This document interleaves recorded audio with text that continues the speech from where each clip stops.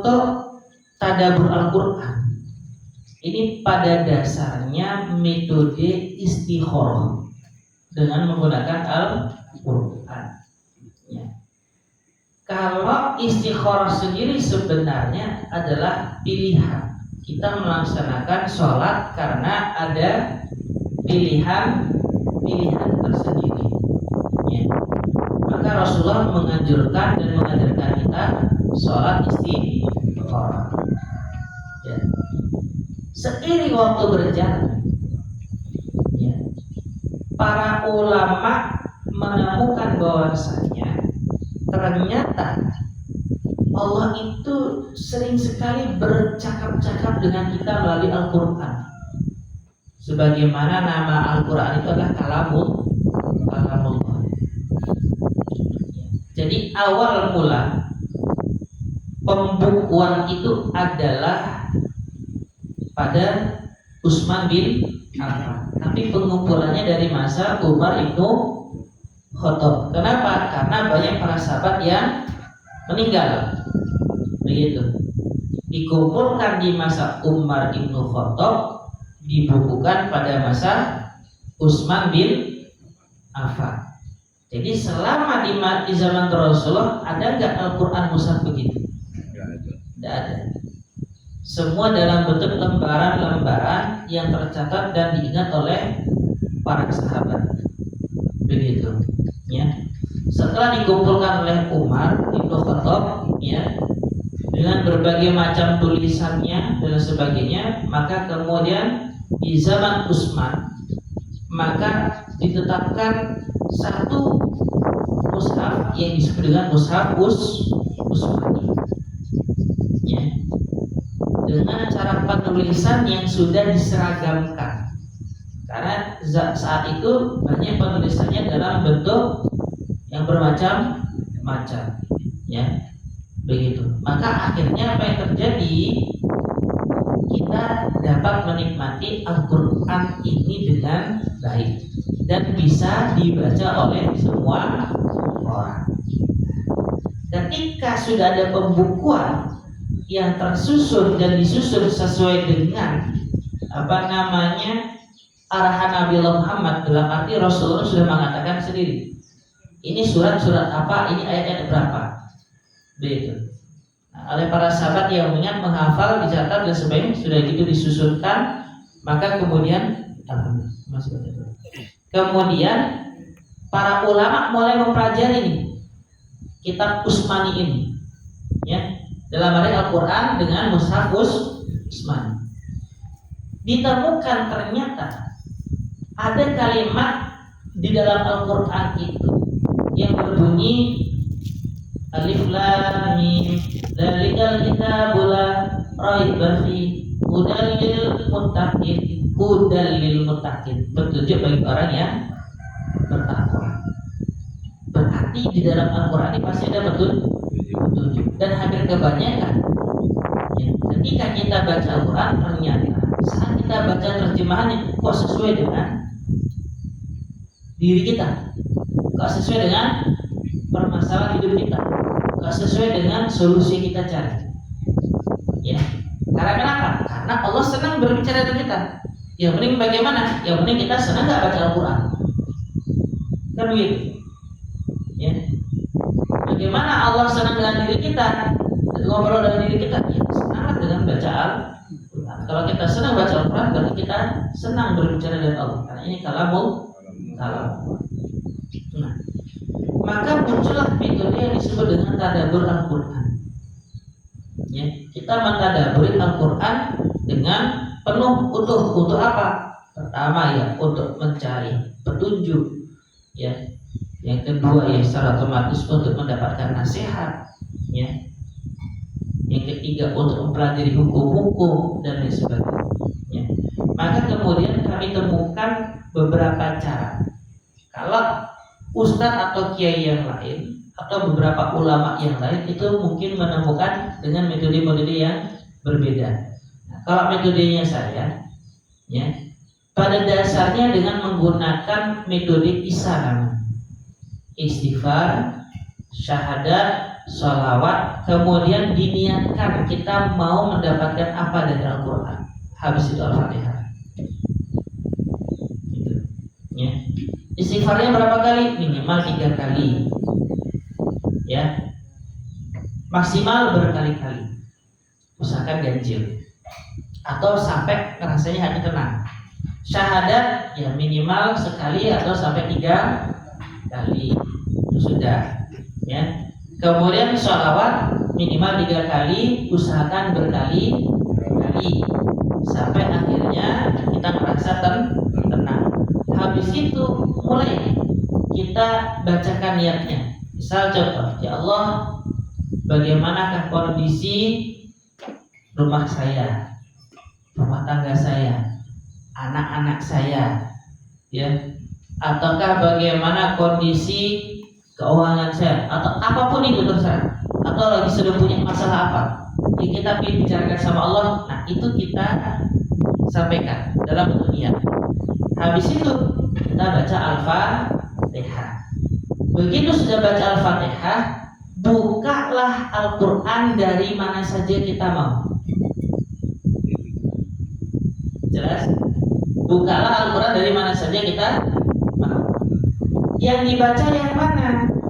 Yang dibaca adalah yang di sebelah kanan dulu. Oke? Yang dibaca yang mana? Sebelah kanan dulu. Dia dapat surat apa? Dari ayat berapa sampai ayat berapa? Setelah dia melihat itu, bacalah satu persatu ayat terjemahan daripada ayat tersebut. Nanti akan muncul potongan kata atau kalimat yang merujuk kepada masalah kita. Ya. Contoh kita bicarakan masalah anak, nanti pasti akan muncul permasalahan anak. Kita berbicara tentang masalah kehidupan, dia akan muncul kehidupan.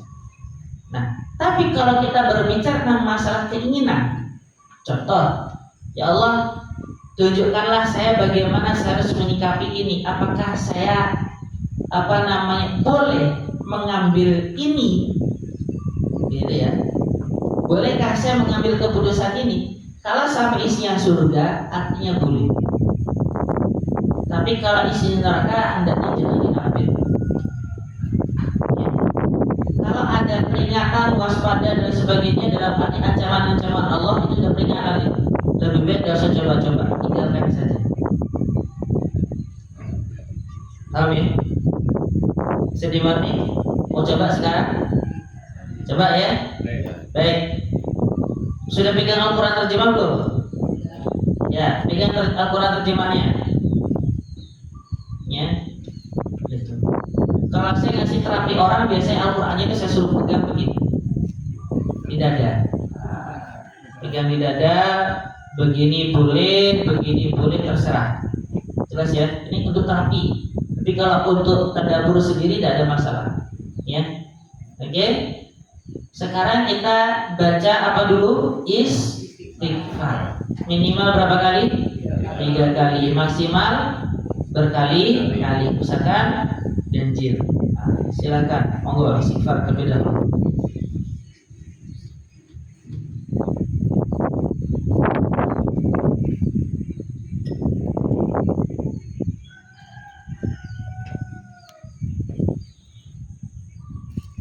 Sudah istighfarnya? Baik, lanjutnya kepada apa? Syahadat. Syahadat minimal sekali. Syahadatain, ini syahadat tauhid dan syahadat rasul. Maksimal ya boleh 3 kali atau berkali-kali.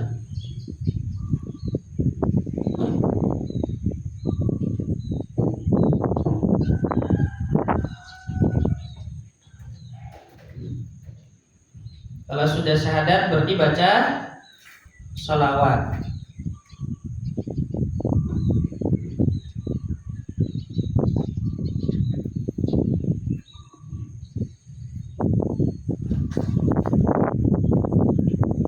Kalau sudah baca sholawat, maka silakan niatkan, ya Allah, saya minta petunjuk, boleh. Ya Allah, tunjukkanlah, boleh. Ya Allah, saya punya keinginan ini, boleh. Ya, apapun yang menjadi permasalahan. atau apapun yang menjadi keinginannya. Bahkan ini bisa dipakai untuk mengetahui sifat seseorang. Ya Allah, saya ingin tahu orang ini bagaimana.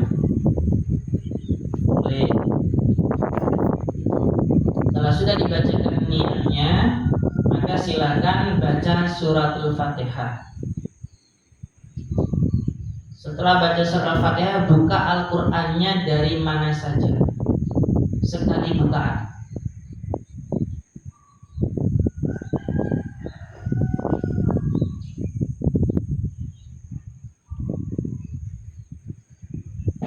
Pastikan ketika membuka itu kondisi tertutup dulu ya, tertutup dulu baru kemudian buka yang mana saja. Sudah? Siapa yang mau baca? Yang mau baca terlebih dahulu siapa? Ada? Nah, coba Pak Selamat, monggo. Karena Pak Selamat yang minta. Niatnya apa dulu Pak? Tadi Pak? Niatnya pengen umroh. Niatnya pengen umroh. Nah, silakan monggo. Terjemahnya aja ya. Terjemahnya aja Pak. Maka makan, minum, dan bersenang hatilah engkau. Jika engkau melihat seseorang, maka katakanlah, sesungguhnya aku telah bernazar berpuasa untuk Tuhan yang Maha Pengasih. Maka aku tidak akan berbicara dengan siapapun pada hari ini. Kemudian dia Maryam membawa dia bayi itu kepada kaumnya dengan menggendongnya.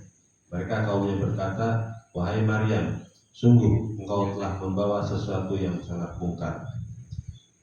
Ayat 28. Wahai saudara perempuan Harun, Maryam ayahmu bukan seorang yang buruk, perangai, dan ibumu bukan seorang perempuan berzina. 29. Maka dia, Maryam, menunjuk kepada anaknya. Mereka berkata, bagaimana kami akan berbicara dengan anak kecil yang masih dalam ayunan? Ayat 30. Dia, Isa, berkata, sesungguhnya aku hamba Allah. Dia memberiku kitab Injil dan dia menjadikan aku seorang nabi. Ayat 31. Dan dia menjadikan aku seorang yang diberkahi di mana saja aku berada. Dan dia memerintahkan kepadaku melaksanakan sholat, menunaikan zakat selama aku hidup. 32. Dan berbakti kepada ibuku, dan dia tidak menjadikan aku seorang yang sombong lagi celaka. 33. Dan kesejahteraan semoga dilimpahkan kepadaku pada hari aku dilahirkan, pada hari wafatku, dan pada hari aku dibangkitkan hidup kembali. 34. Itulah Isa putra Maryam yang mengatakan perkataan yang benar, yang mereka ragukan kebenarannya. 35. Tidak patut bagi Allah mempunyai anak, Maha Suci Dia. Apabila Dia hendak menetapkan sesuatu, maka Dia hanya berkata kepadanya, jadilah, maka jadilah sesuatu itu. 36. Isa berkata, dan sesungguhnya Allah itu Tuhanku dan Tuhanmu, maka sembahlah Dia. Ini adalah jalan yang lurus. 37. Maka berselisihlah golongan-golongan yang ada di antara mereka, yaitu Yahudi dan Nasrani. Maka celakalah orang-orang kafir pada waktu menyaksikan hari yang agung. 38. Alangkah tajam pendengaran mereka, dan alangkah terang penglihatan mereka pada hari mereka datang kepada kami. Tetapi orang-orang yang zalim pada hari ini di dunia berada dalam kesesatan yang nyata. Artinya apa? Boleh. Boleh itu. Karena kenapa? Surat Maryam itu artinya melawan kemustahilan itu. Melawan kemustahilan dengan hal yang mustahil. Gitu.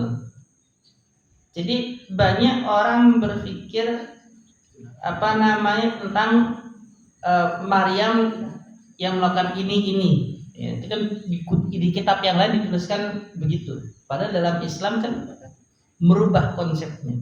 Ya. Dan ini, ya, kalau dibaca, ya, ini sebenarnya ayat yang sifatnya kalau kita ngerasa hal itu mustahil, baca aja ayat ini sebenarnya, Pak.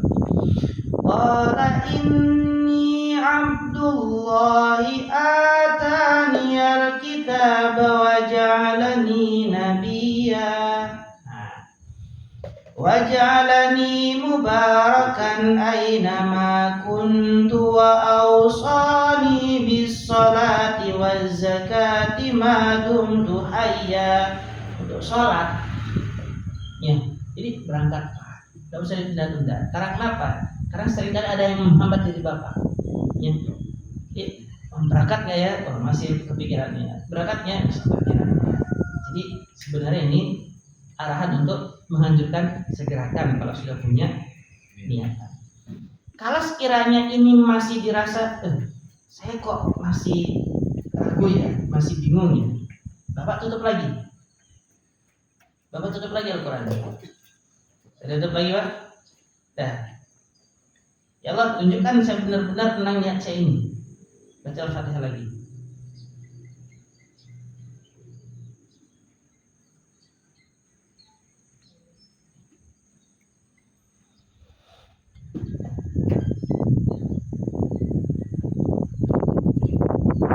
Nah, buka lagi sekali Pak. Terserah dari yang mana saja. Dapat Quran surat apa? Surat An-Nur. An-Nur ayat Surah Al-Mu'min. Nah, surat Al-Mu'min. Al-Mu'minun. Al-Mu'minun. Halaman 349 mulai 105 sampai 118. Ya. Ini soalnya Al-Quran yang saya beda dan Bapak. Jadi surat Al-Mu'minun ya, ayatnya 105 sampai 118 ya. 18. Bismillah. Bukankah ayat-ayatku telah dibacakan kepadamu, tetapi kamu selalu mendustakannya? Mereka berkata, ya Tuhan kami telah dikuasai oleh kejahatan kami, dan kami adalah orang-orang yang sesat. Ya 107, ya Tuhan kami, keluarkanlah kami darinya. Kembalikan kami ke dunia, jika kami masih juga kembali kepada kekafiran, sungguh kami adalah orang-orang yang zalim. 108, Dia, Allah, berfirman, tinggallah dengan hina di dalamnya, dan janganlah kamu berbicara dengan aku. 109, sungguh ada segolongan dari hamba-hambaku berdoa, ya Tuhan kami telah beriman, maka ampunilah kami, dan berilah kami rahmat, Engkau adalah pemberi rahmat yang terbaik. 110, lalu kami jadikan mereka buah ejekan, sehingga kamu lupa mengingat aku, dan kamu selalu mentertawakan mereka. 111, sungguh pada hari ini aku memberi balasan kepada mereka karena kesabaran mereka. Sungguh mereka itulah orang-orang yang memperoleh kemenangan. 112, Dia Allah berfirman, berapa tahunkah lamanya kamu tinggal di bumi? 113, mereka menjawab, kami tinggal di bumi sehari atau setengah hari. Maka tanyakanlah kepada mereka yang menghitung. 114, ya Allah berfirman, kamu tinggal di bumi hanya sebentar saja, jika kamu benar-benar mengetahui.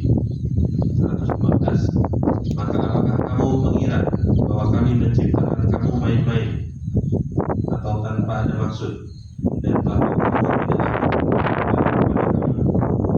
119, maka Maha Tinggi Allah, Raja yang sebenarnya, tidak ada Tuhan yang hendak disembah selain Dia. Tiada Tuhan yang berhak disembah selain Dia. Tuhan yang memiliki arsy yang mulia. 117, dan barang siapa menyembah Tuhan yang lain selain Allah, padahal tidak ada suatu bukti pun baginya tentang itu, maka perhitungannya hanya pada Tuhannya. Sungguh orang-orang kafir itu tidak akan beruntung. 118, dan katakanlah Muhammad, ya Tuhanku, berilah ampunan dan berilah rahmat, Engkau pemberi rahmat yang terbaik. Pertanyaannya, niat yang kedua bilang apa? Sama. Sedangkan di awal sudah dikasih tahu, boleh. Kita ulang lagi. Akhirnya apa? Bukan ayatku telah dibacakan padamu, tapi kamu selalu mendustakannya. Ulang lagi. Paham ya? Gara-gara kenapa? Enggak yakin yang pertama kan? Ulang mana? Begitu. Ngihil, ya kan? Nah, ternyata kan akhirnya apa? Ya, tetap aja jawabannya boleh di sini. Ya kan? Cuma permasalahannya kenapa kok masih ditunda-tunda? Kan itu. apa yang masih menjadi bebannya, pikirannya dan sebagainya, kan begitu. Kalau misalnya memang sudah ada kemampuan untuk melaksanakannya, ya sudah Bismillah. Nah, ini kan kita hanya tahu dari mana? Ya dari kita sendiri yang baca. Oh ya Allah, ada teguran, sudah nikmat banyak sudah. Ya kan ya. Kesempatan waktu ada, tapi terkadang ya saya ini lalai dengan apa? Dengan hal-hal yang sifatnya kalau mau mengerjakan ini masih pertimbangannya seolah-olah lebih banyak karena yang ini belum selesai. Akhirnya ditegur, ya. Berapa tahunkah lamanya kamu tinggal di bumi? Nah, kan begitu, gitu. Mereka menjawab kami tinggal di bumi sehari setengah hari. Maka tanyakanlah pada mereka menghitung, ya. Dia Allah berfirman, kamu tinggal di bumi loh, hanya sebentar saja jika kamu benar-benar mengetahui. Paham ya? Jadi segala sesuatu yang berkaitan dengan nilai ibadah, kalau kita merasa punya kemampuan, jangan ditunda. Sekali Pak Selamat ya. Ada yang mau coba lagi? Sultan. Bu Sultan. Ke sana. Dada ya. Bu Sultan sudah dapat Bu Sultan? Suratnya apa? Yang pertama sekali buka suratnya apa?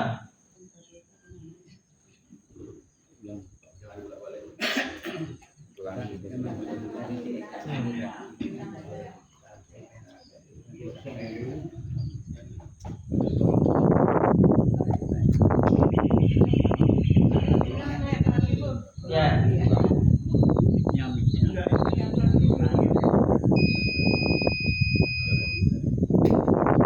Gimana?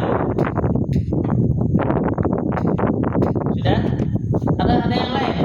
Tadi sudah ditandai? Belum. Ketutup lagi anginnya, ya anginnya lagi keras. Alhamdulillah ini enak. Meskipun agak dingin. Ya, ulang lagi, monggo. Ya, yang ingin mencoba boleh, monggo. Bapak-bapak atau ibu-ibu yang lain monggo kalau mau mencoba. Pak Haji, coba. Pak Haji Rahmat Ulama. Oh, keluar kota.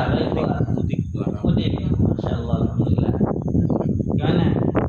Ya, ada lagi yang lain yang mau coba? Pasnya Budi, Bapak Pasnya Budi. Iya. Gitu. Alhamdulillah. Banyak keinginan dia. Jadi sekilas saja. Jadi ini adalah caranya agar Allah bercakap-cakap dengan diri kita. Makanya kenapa kalau kita melaksanakan istikharah itu kan setidaknya ada beberapa tanda yang perlu diketahui. Pertama, dia bisa lewat mimpi, ya. Dan mimpi itu akan terjadi berkali-kali sebagai bentuk ketetapan hal yang harus diambil. Sebagaimana Nabi Ibrahim mimpinya kan 3 kali, ya. Makanya ada hari Tarwiyah, ada hari Arafah.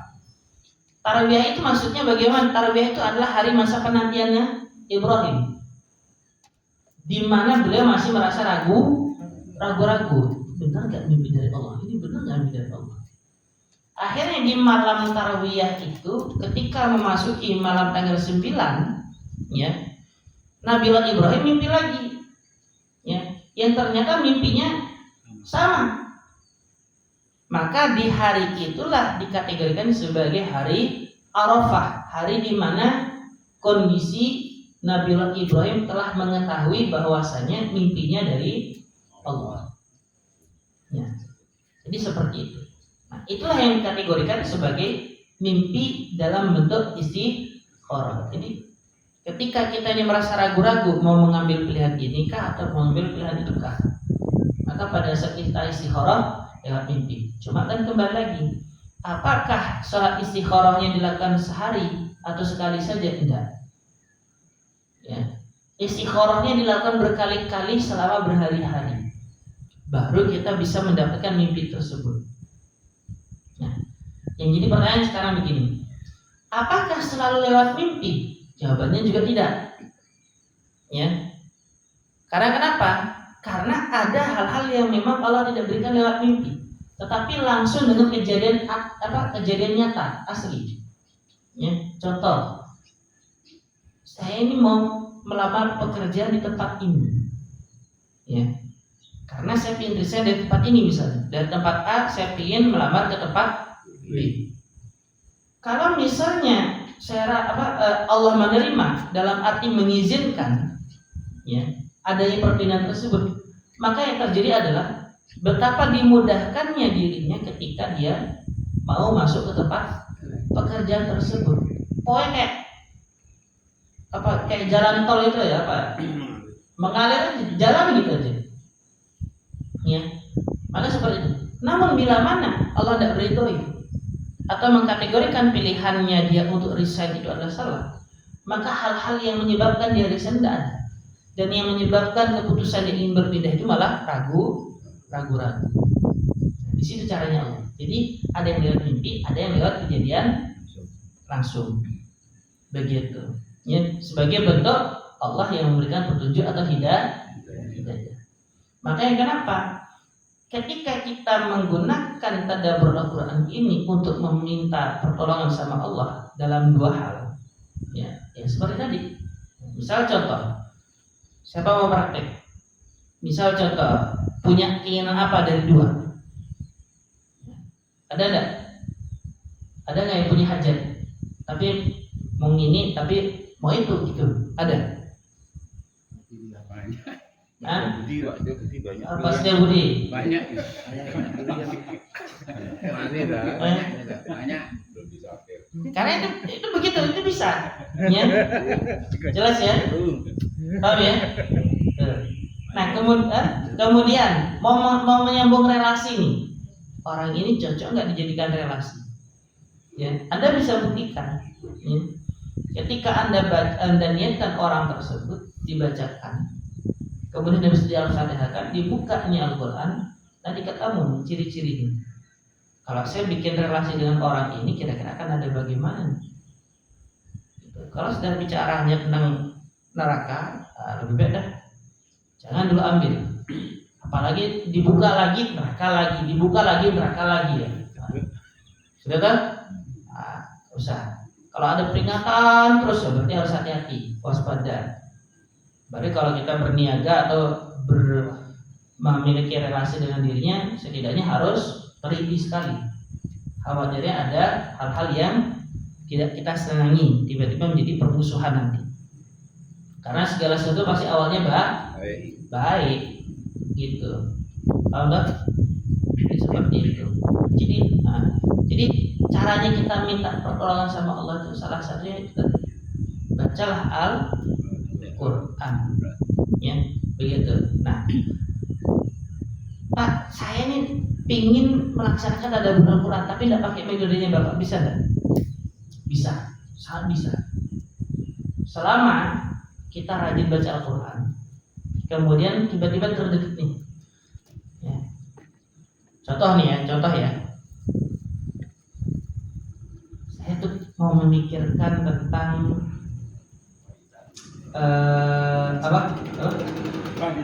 wanita, istri. Ya. Will. Misalnya contoh, saya kan sudah punya istri kan. Apakah saya ini cocok poligami ya?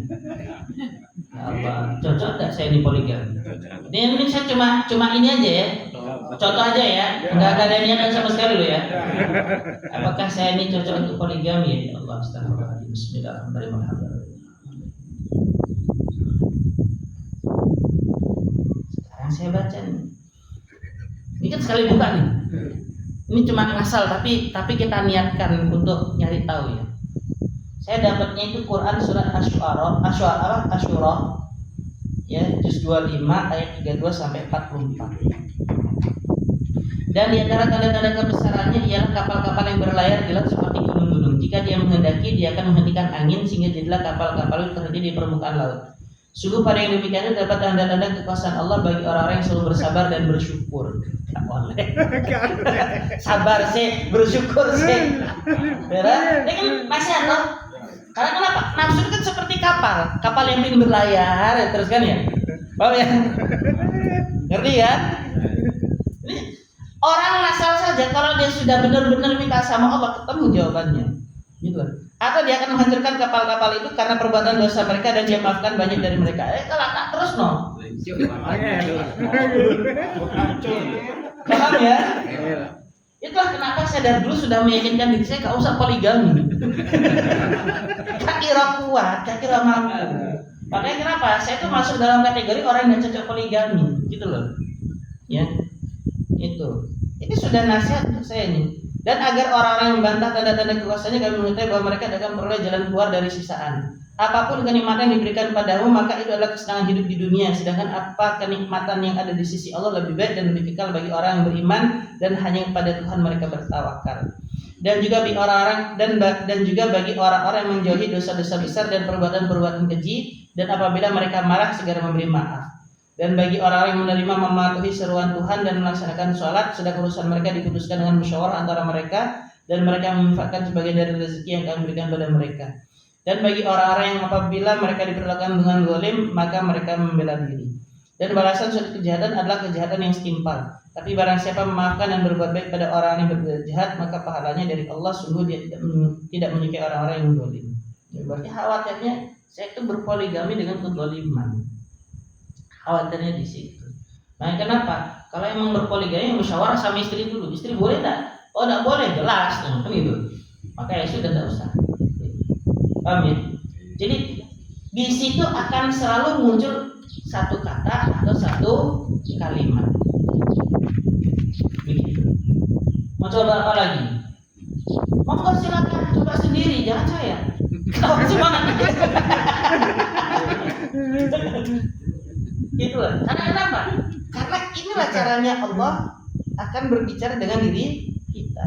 Ya. Gitu loh. Jadi hanya konteksnya satu saja. Itu sudah mencakupi seluruh jawabannya. Maka begitu saya baca nih, dia di awal dia 32. Dan jika di antara tanda-tanda kebesarannya ialah kapal-kapal berlayar di laut seperti gunung-gunung, jika dia menghendaki dia akan menghentikan angin sehingga jadilah kapal-kapal terhenti di permukaan laut. Sungguh pada yang demikian terdapat tanda-tanda kekuasaan bagi orang yang selalu bersabar dan bersyukur.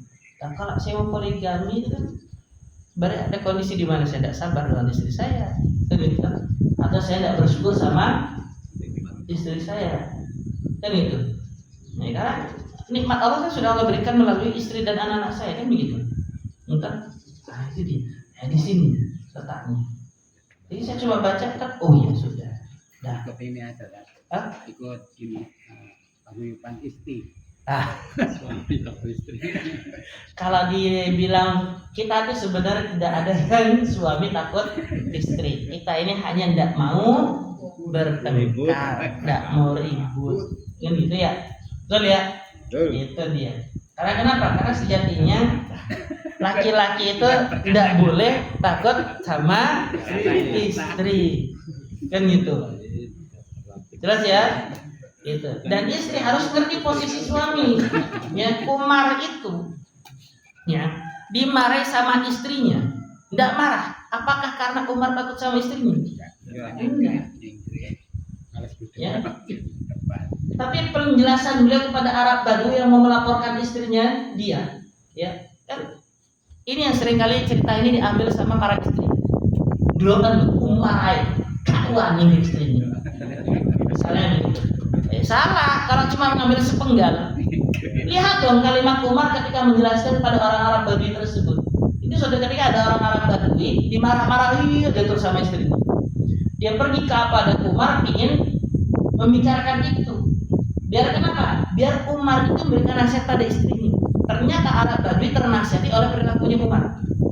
Gara-gara kenapa? Gara-gara ketika dia mau melapor, ya, dimarahi. Umar lagi sedang dimarahi. Ya kan? Ada Umar ngomong, enggak, diam aja. Padahal kita tahu bekas tapak kakinya Umar bin Khattab itu paling dekat sama bangsa jin, setan, bahkan iblis tidak berani lewat.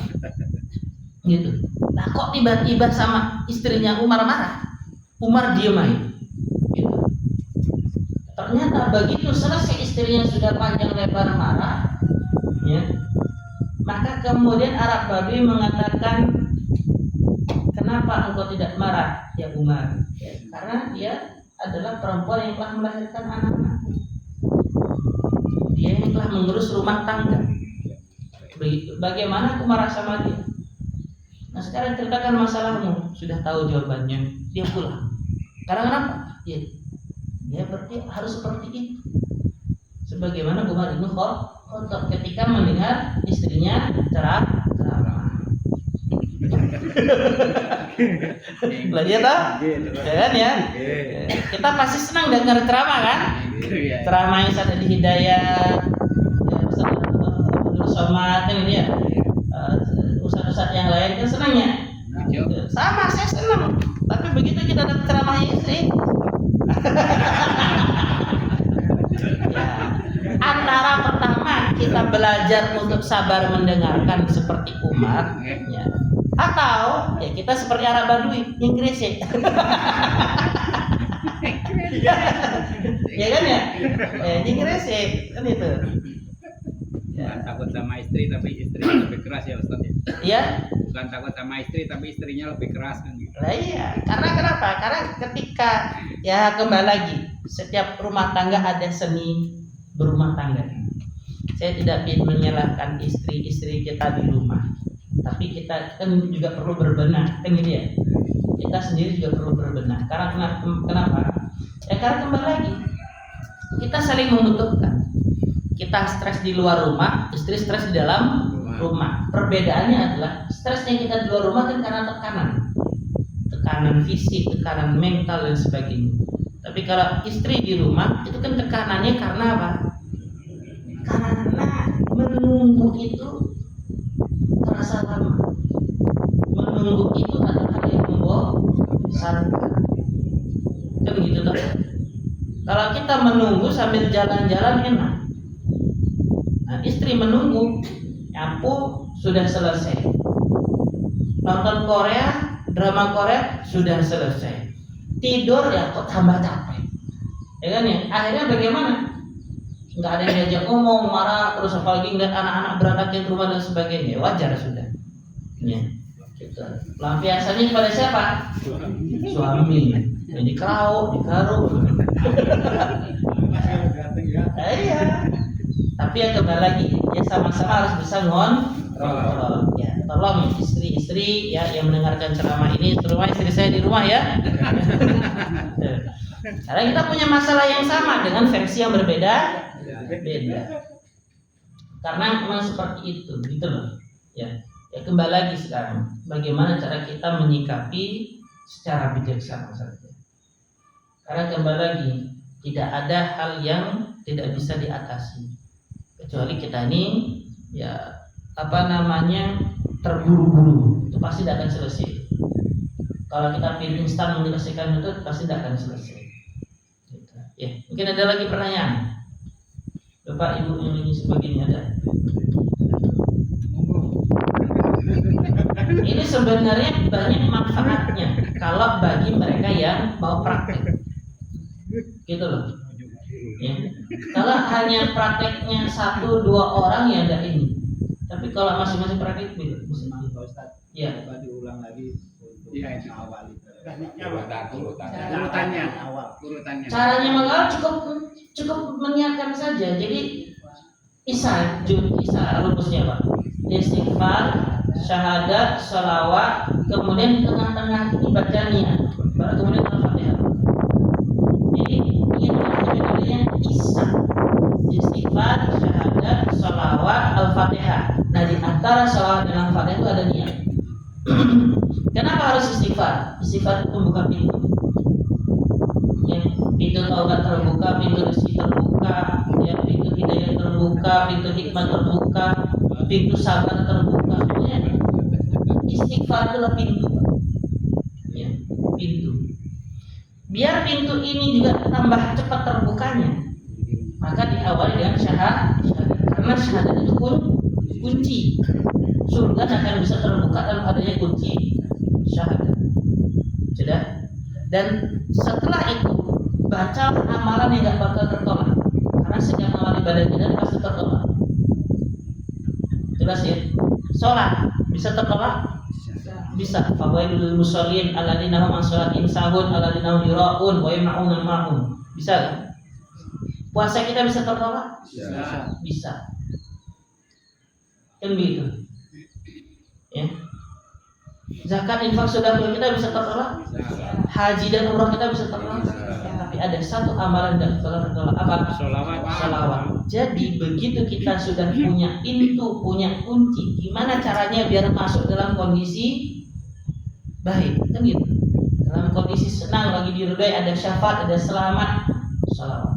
Habis itu barulah baca niatnya. Kita mau mendapatkan petunjuk dari Allah, kita melalui Rasulullah. Makanya kenapa kita sholawat? Habis sholawat kita niatkan. Habis kita niatkan, barulah kita baca Al-Fatihah. Sebagai bentuk apa? Sebagai bentuk pembuka. Karena Al-Fatihah ini apa? Pembuka. Maka begitu kita baca Al-Fatihah, kita buka yang mana saja. Ya Allah, tunjukkanlah kepada saya, Allah, apakah saya akan punya anak perempuan? Karena semua anak saya laki-laki.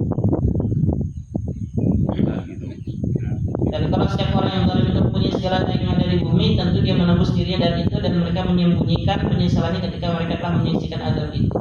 Kemudian diberi keputusan di antara mereka dengan adil dan mereka tidak zalimi. Ketahuilah sesungguhnya milik Allah lah apa yang ada di langit dan bumi, bukankah itu janji Allah itu benar, tapi kebanyakan mereka tidak mengetahui.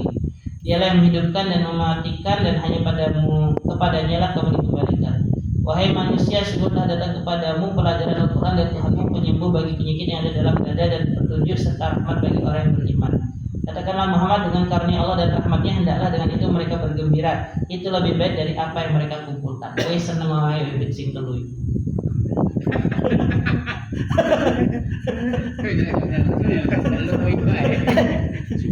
Syukuri aja sama yang tiga. Kau usah ngarap namanya sing ini.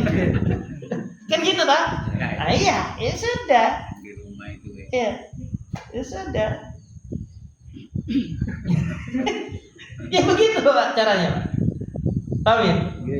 Ini kan tidak perlu cocok logi, Pak. Cukup ketika kita baca, kita ngerasa, loh, iya dong. Gitu sudah. Karena kenapa? Kita tuh punya niat. Ya, saya dari dulu ingin punya anak perempuan. Gitu.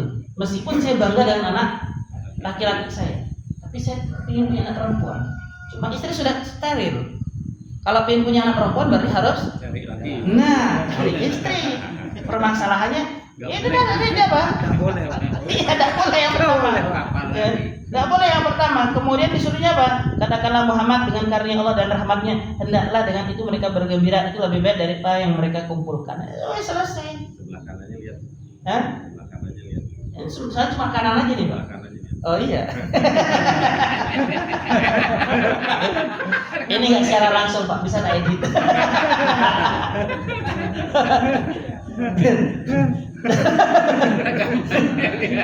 Ya, enak ya. Kita ini apa namanya ya, ngaji itu begini kan itu ya. Jadi ngaji itu mencari sesuatu yang sifatnya ada hikmahnya, ada hiburannya. Tapi kan kembali lagi kita selalu minta hidayah dari Allah. Ya Pak Mahmud, Ya. besok kerja apa enggak? Besok kerja apa enggak? Ya. Jadi itu Pak caranya ya. Istighfar, syahadat, selawat, niat, Al-Fatihah. Ya. Gimana? Ada lagi yang praktek? Kalau nggak ada saya akhiri dulu, saya tutup dulu nih. Habis itu silakan kita ngobrol sampai jam 8. Habis itu saya mau izin balik. Gimana? Baca tuh. Mau coba di rumah biar gak ketahuan. Ayo. Iya. Iya. Bon cukup? Oh, sekali lagi. Iya, monggo. Saya niatkan beberapa bangunan ini. Bangunan mana? Kita kan mau bongkar nih. Iya. Jadi Ya, monggo coba silakan.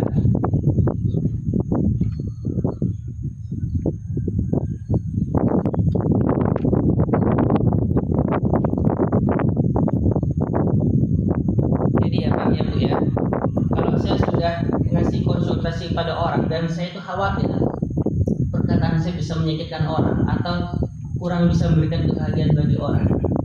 Saya sering kali ngambil Al-Qur'annya saya ini Pak, gitu. Kemudian setelah saya buka, saya suruh baca orangnya, atau orangnya saya suruh begitu sendiri. Terus ini, monggo dapat surat apa Pak? Surat Al-Hajj Surat Al-Hajj ayat 24 sampai 30. Halaman 335. Surat Al-Hajj jusnya juz 17 halaman 335 kalau di Quran standar.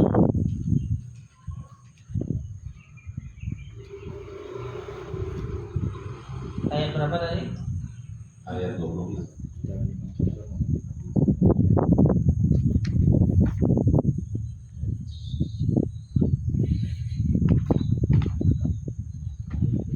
Ya, silakan dibaca Pak.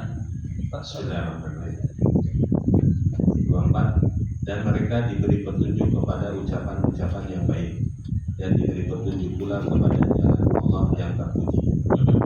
25. Sungguh orang-orang kafir dan yang menghalangi manusia dari jalan Allah dan dari Masjidil Haram yang telah kami jadikan terbuka untuk semua manusia, baik yang bermukim di sana maupun yang datang dari luar, dan siapa saja yang termasuk melakukan kejahatan secara zalim di dalamnya, niscaya akan kami rasakan kepadanya siksa yang pedih. 26. Dan ingatlah ketika kami tempatkan Ibrahim di tempat Baitullah dengan mengatakan, janganlah engkau mempersekutukan aku dengan apapun, dan sucikanlah rumahku bagi orang-orang yang tawaf dan orang yang beribadah dan orang yang rukuk dan sujud. 27. Dan suruhlah manusia untuk mengerjakan haji, niscaya mereka akan datang kepadamu dengan berjalan kaki atau mengendarai setiap unta yang kurus. Mereka datang dari segenap penjuru yang jauh. 28. Agar mereka menyaksikan berbagai manfaat untuk mereka, dan agar mereka menyebut nama Allah pada beberapa hari yang telah ditentukan atas rezeki yang Dia berikan kepada mereka berupa hewan ternak, maka makanlah sebagian darinya, dan sebagian lagi berikanlah untuk dimakan orang-orang yang sengsara dan fakir. 28. Kemudian hendaklah mereka menghilangkan kotoran yang ada di badan mereka, menyempurnakan nazar-nazar mereka, dan melakukan tawaf keliling rumah tua itu untuk Baitullah.